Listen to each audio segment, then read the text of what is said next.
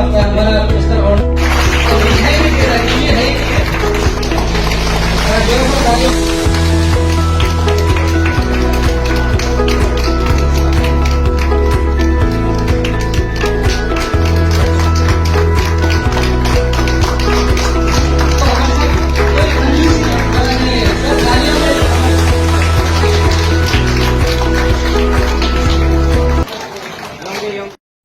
क्योंकि when I was in Mr. Arunachal तो it's just देखिए आप ऑडिशन में अगर आप देखते हो तो मिस्टर अरुणाचल पे जो होता है बहुत 100 पीपल कम फॉर ऑडिशंस जिनमें से अबाउट 20 सेलेक्ट होते हैं जिससे टॉप 5 एंड विनर।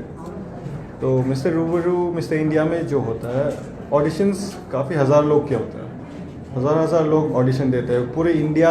ये एक नेशनल कॉन्टेस्ट होता है और ये पूरा नेशन का सबसे बड़ा मेल पेजेंट होता है। तो उसके लिए हज़ार लोग ऑडिशन देते हैं, उनमें से फिर शॉर्ट लिस्ट है 50, 40 में भी 100, फिर उनसे फाइनलिस्ट बनते हैं। इस बार 32 फाइनलिस्ट थे, हर कोने का, हर स्टेट का, हर जोन का, नॉर्थ ईस्ट साउथ वेस्ट सब जगह से।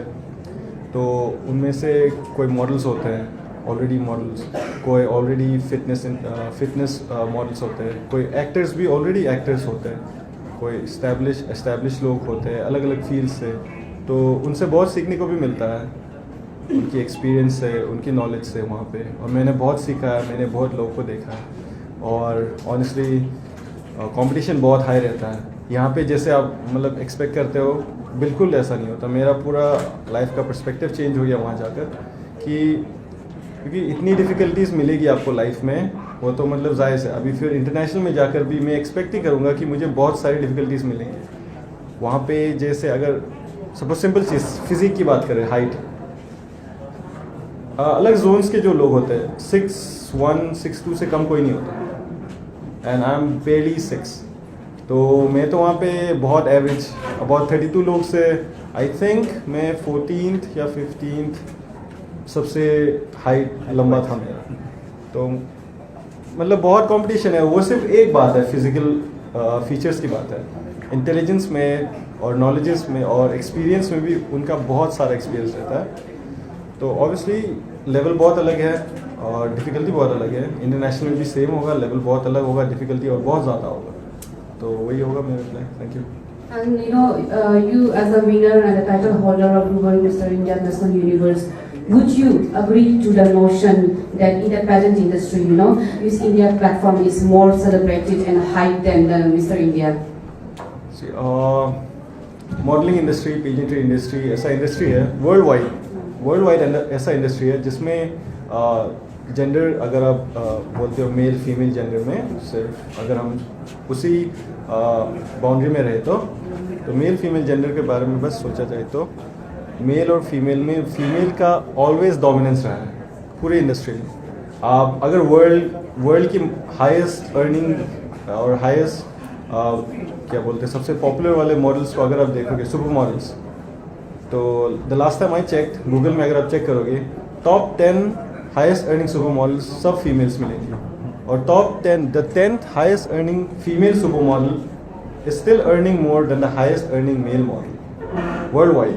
तो ऑब्वियसली हर चीज़ में कोई ज़्यादा करता है अच्छा, कोई कम अच्छा करता है। तो इसमें ऑब्वियसली एक जेंडर का डोमिनेंस है।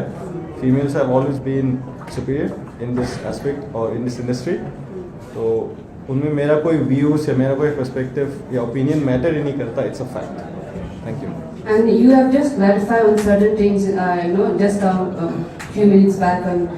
Yet I want to ask you that, you know, as a title holder of Mr. Ruben Mr. India National Universe, how will you define and difference your title, National Universe, from the other respective title? Okay. The difference is only in franchising. और बाकी उसमें कुछ फ़र्क नहीं है। मैं अपनी खुद से अगर कुछ डेफिनेशन बनाना चाहूँ so that will just be wrong, क्योंकि उसमें कुछ डेफिनेशन ही नहीं है। वो बस डिफरेंट फ्रेंचाइजीज है। आप ऐसे एग्जांपल ले सकते हो कि हर एक टाइटल के लिए एक सेपरेट पेजेंट हो सकता था जिसमें first runner up, second runner up, first runner up, second runner up, ऐसा हो सकता है।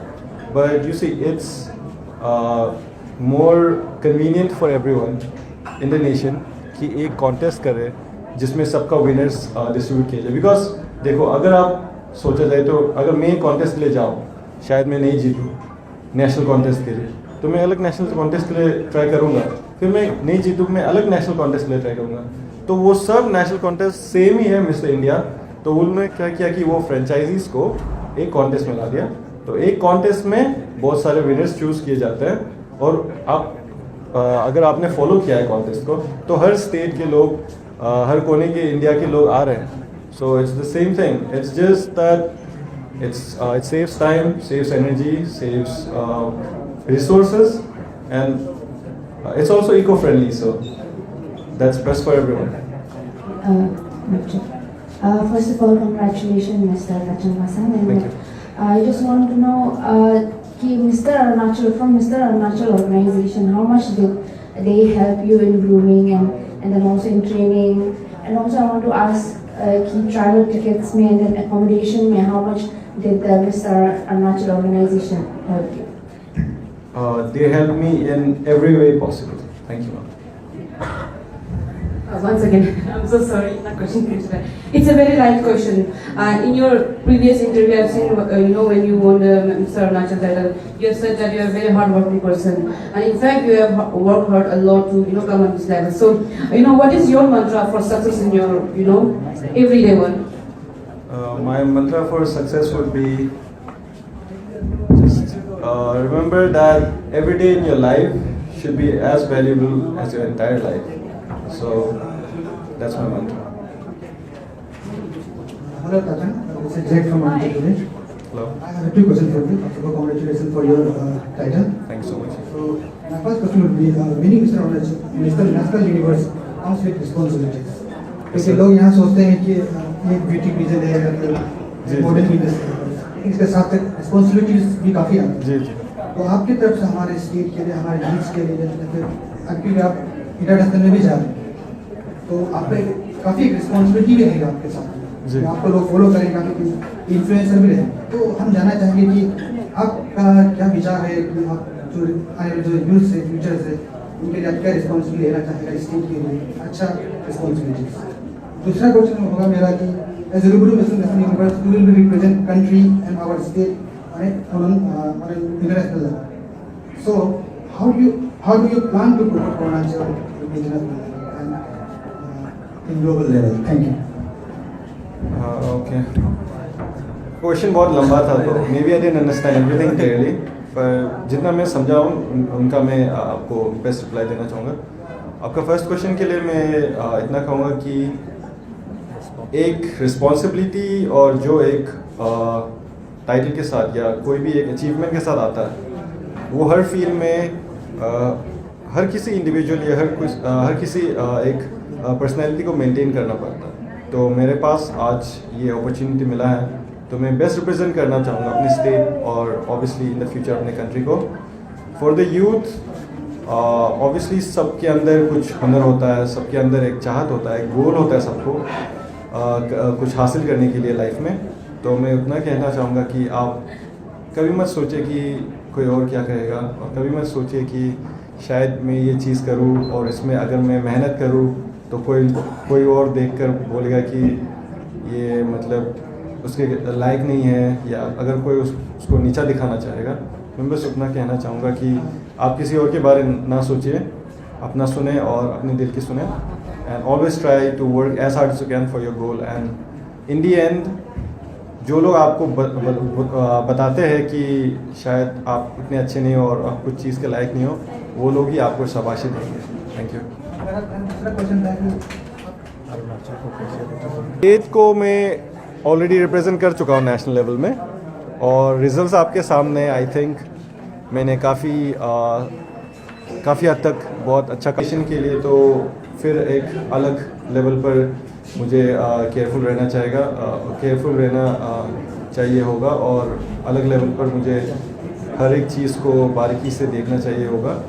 तो नेशनल लेवल के लिए मैं बहुत मेहनत करूँगा ऑब्वियसली, और जो रिप्रेजेंट करूँगा मैं बेस्ट रिप्रेजेंट करूँगा अपने हिसाब से। I stay true to myself, I stay honest, और मेरा पर्सनालिटी मुझे जहाँ तक पता है और जिस हद तक पता है लोग कहते हैं कि काफ़ी ठीक है. So obviously I'll be true, I'll be honest, and I'll do whatever I can, and no matter what the cost, I will always put my best feet forward. Thank you.